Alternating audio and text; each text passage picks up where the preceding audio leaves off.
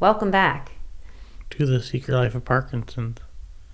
Say it better. Remember to subscribe and like. And leave us a comment. Oh, yes, the comments. So we have a guest here with us. Thalia. Hello. How are you? Good. I'm so excited that you're here. Aren't you excited to check everything out? Yes, I am. So It's a beautiful drive. beautiful countryside drive. So Thalia started at the gym this August. Oh, just August? Jeez. I feel like time just goes by so much faster. So you started at the gym in August of 2023, and I brought her on here. Brian doesn't usually know what we're talking about until we get into things, so that makes things more interesting. She likes me looking dumb. No, it's not. So you don't want to know. Part of me does not want to know. You like to be surprised, and then, go off the cuff. Real conversations come through. Welcome to The Secret Life of Parkinson's, a podcast created by people living with Parkinson's to help break the stigma of a disease no one likes to talk about. Now, here are your hosts, Jessica Krauser and Brian Baker. I had a very interesting conversation with you just like last week, but I knew your story beforehand, and so that's what we're going to talk about. Okay, what's her story? So I don't need to butcher it. So why don't you go ahead and tell us how you got to your Parkinson's journey, because it's definitely a unique one. I got there.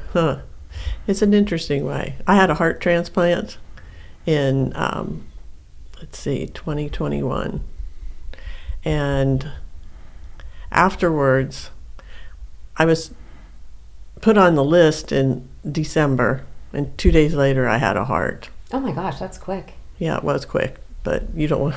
Oh. It's always quick in December and July are the two biggest months for transplants, because there's more accidents and suicides, and it's not pleasant. Yeah. So I had a heart transplant, which went fine in the end, but was a pretty rough week. I went into surgery on the 17th, and I didn't get out of surgery till the 25th. Ouch. So in that time, they opened and closed me 3 times. Oh, wow. During that week, I was under anesthesia 5 times. They redosed me, and then, I don't have any recollection. I have to, go on what my husband's told me, what my kids have told me. I do know on Christmas Day, that was the last day, and that's when they finally gonna close me up. And everybody in my family, which makes me sad because I didn't realize it till yesterday, sat the whole day and had no idea. And they did give me anesthesia twice on Christmas Day, and it wasn't until after midnight that they even know I made it through the surgery. Oh my gosh. So that was a lot, Yeah. For my kids and my husband. And after my surgery, I don't remember tubes or anything. I remember having a feeding tube because I was awake then. I remember waking up. I was tremoring when I woke up. And then my husband would come every day, regardless. But my body was totally deconditioned. I couldn't sit up by myself. I couldn't feed myself. I couldn't stand. I couldn't go to the bathroom. I needed help doing everything. And so I was in the hospital till the 20th of January, and then they transferred me to Dodd Hall. So to ask a stupid question, just because I have never experienced or talked to anybody about this, is that normal that couldn't happen? You couldn't do that? Okay. No, when you go online, like on Facebook, and they have they'll say, oh, I was home in a week, I was home in 2 days, and I was like, I was home in 67. Oh, wow. Between pre-surgery, surgery, and recuperation. So it was tough, but during that time in the hospital when I was coming out, I weighed 200 pounds. I mean, I weigh 145 now. I was going to say, I don't know how. Yeah. And, when I woke up, all I could see were my hands were like this, just full of fluids. And so they spent about a week, I think, getting rid of all the fluid. But they had to flush my system because I had an infection, so I was on the ECMO machine for 3 days because they couldn't close me up because I had too much fluid. Okay. And so they had to clean me out. I don't know what they did. Yeah. I do remember having very vivid hallucinations that I was flying up above everybody else. And I was in this box and it was floating and it was above everybody. I have no idea what time of, if this is during surgery, if this is in intensive care, which I don't ever recall being in, if it was when I was back in the room.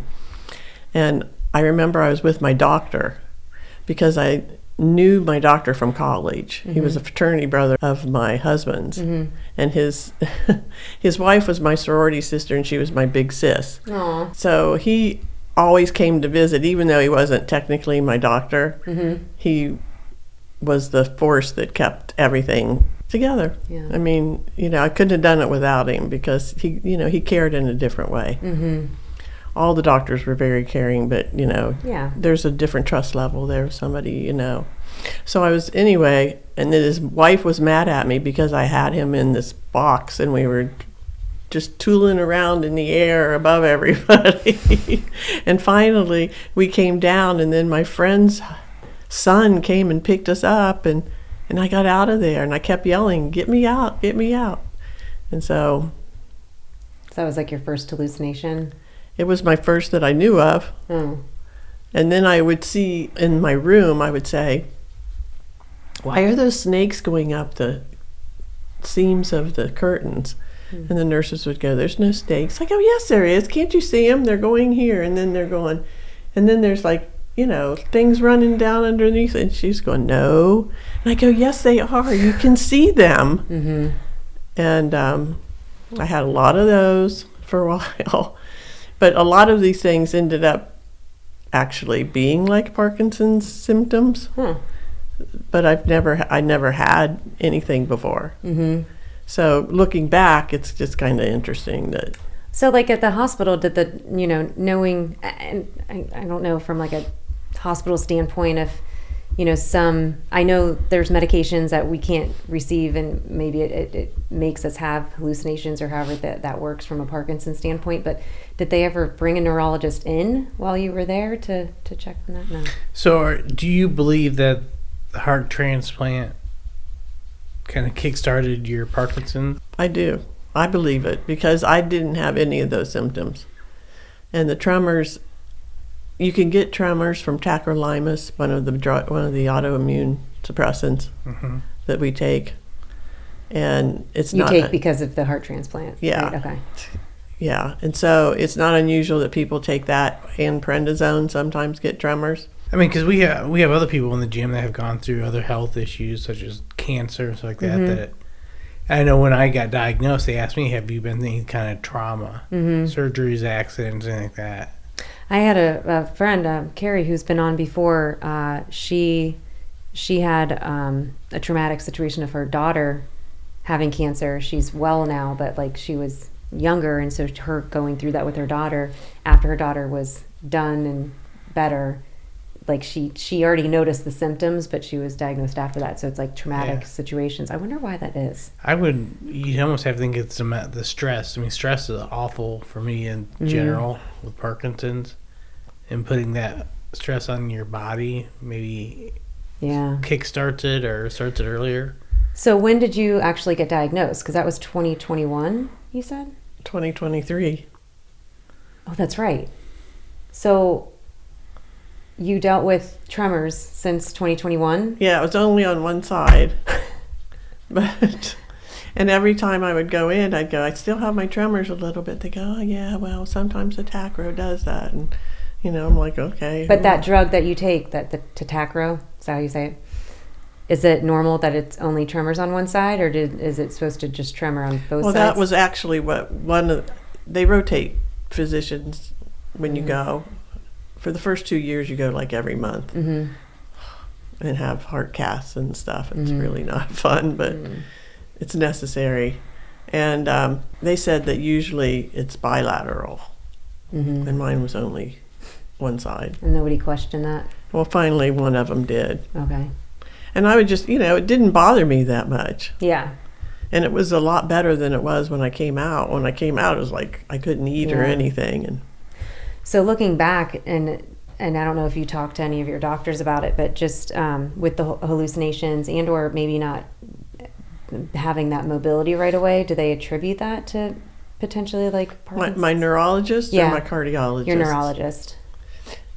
They don't know. Okay. They wouldn't commit to saying what it was. If that was it. I think one of them kind of suspected. I went to 3 different neurologists, so they all pretty much said the same thing in the end. How did you feel? I mean, going through a heart transplant, I can't imagine like what that had to be like. So, but then getting Parkinson's after that, from like an emotional, mental standpoint. Well, it was very emotional. I mean, I cried. I mean, when they tell you you have Parkinson's, you go, I just got mobile. Mm-hmm. I mean, it took me a long time to get back to normal. Mm-hmm. I couldn't drive. I had to go through cardio rehab again, and then I had to do on my own the exercises. Exercise saved me from my heart transplant, just like it's going to save me from Parkinson's. Mm-hmm. But it just, you just have to make a commitment. Mm-hmm. That's your job.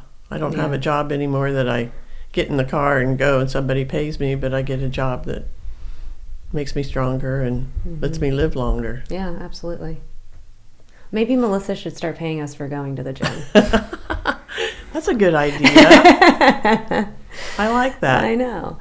So is it... I'm sorry, what did you say? I said you can start paying us. No, I'm kidding. We've talked to Karen and a number of people who've gone through, cancer situations and things like that. So how does having something as significant as a heart transplant and, Parkinson's, because that's always that, I know you said you went to the doctor like every month, like for 2 years.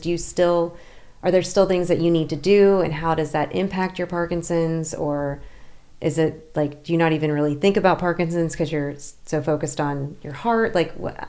No, actually, I'm less focused on my heart because it just seems normal now. Mm-hmm. I mean, there's things I will always have to do, like wash my vegetables and my fruit 3 times, vinegar, water, then rinse them clean. And, you don't want to get sick from any bacteria. I was going to say, dumb question, but why? So just because bacteria, because your immune system, they suppress it. Mm-hmm. So you get sick, you get really sick.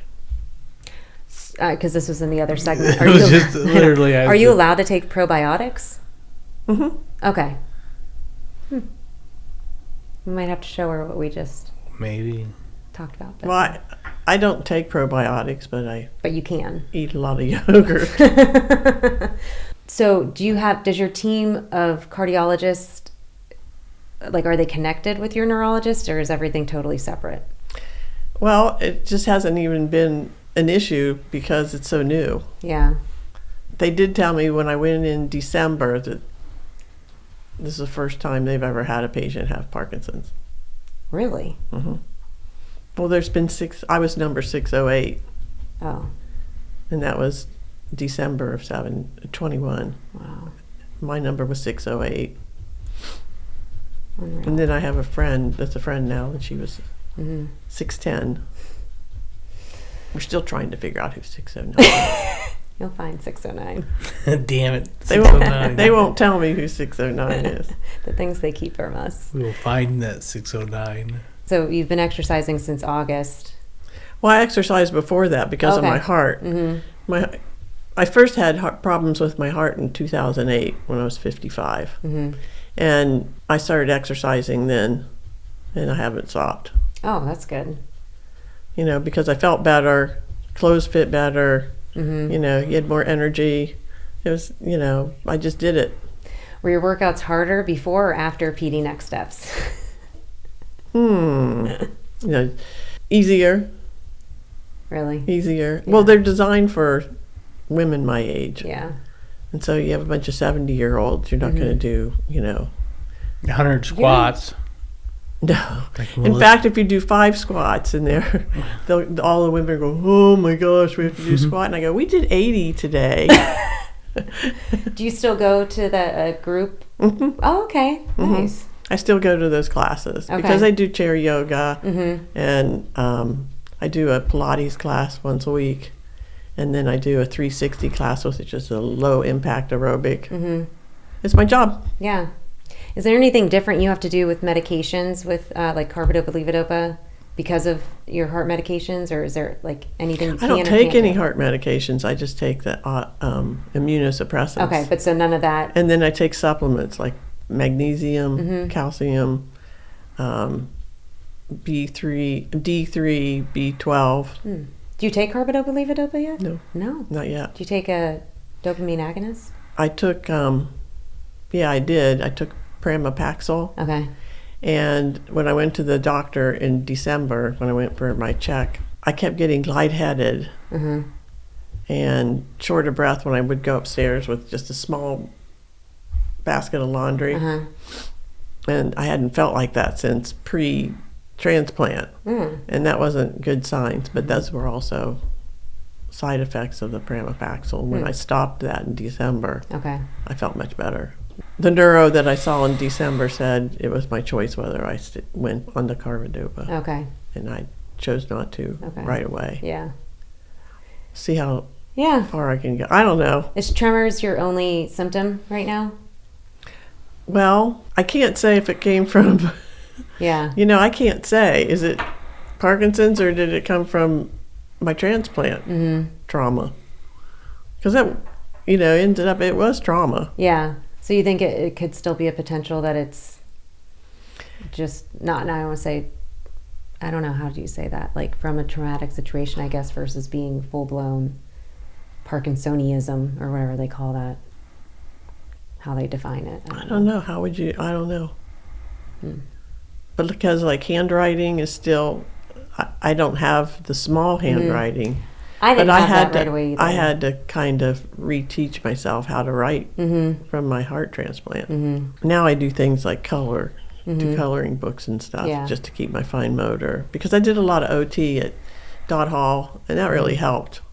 That's good. I mean, it's really helped with the Parkinson's because Yeah. you used to Yeah. tell me to put my whole forearm on a table when I was writing or doing certain things, and I just apply what I learned from Yeah. that to now. So it was helpful. Do you have like a Mediterranean type diet? Well, my family's Greek, so that's helps. That's how I learned how to cook. Okay. Like I make my own yogurt every week. Oh. Can you bring some in? I would have brought you some today, but it was still straining. Oh. Well, you do. Okay. I want to try it. I'll bring you some. That's awesome. What else can you bring? Baklava, which isn't very which isn't very healthy. No. Well, it's kind of healthy. It has nuts in it. For the gut health discussion, she said we shouldn't be feeding ourselves donuts at meetings that we have at the gym, and we should bring veggies. I don't know. I kind of like those little Timbits. Steve brings those in all the time. I love it. Well, thank you so much for coming on and sharing your story. I know it's never easy when people come out and share, and you've had a lot to deal with, but I really appreciate. Well, you just move on. Mm-hmm. That's all you can do, right? Well, that's all we're doing, but a lot of people don't. It's hard for them to keep moving on. So I think hopefully this is something that will inspire them of, things that you've gone through or other people have gone through, because so many people, want to sit in the couch and just say, well, I've had this happen, and now I have Parkinson's. It's like, I'm done. But you don't have to live life like that. The most important thing besides taking responsibility for your own health is the people around you. Mm-hmm. I mean, I couldn't have done what I did without the support of my husband. He came 67 days. I don't think he ever missed one. Aww. Day after day after day. And that was during COVID, so I couldn't have any visitors. Oh my God. And they wouldn't let my sisters in. They let my sisters in at the beginning, but we had to have it all written out and who was there. Yeah. And there's only 2 people, and that was really bad. Mm-hmm. The whole COVID thing was really bad. Right. So he was my only visitor. But at home, he's the one that still reminds me, did you take your medicine? Mm-hmm. Did you do this? Mm-hmm. You screamed last night. I still have, at nighttime, I still yell.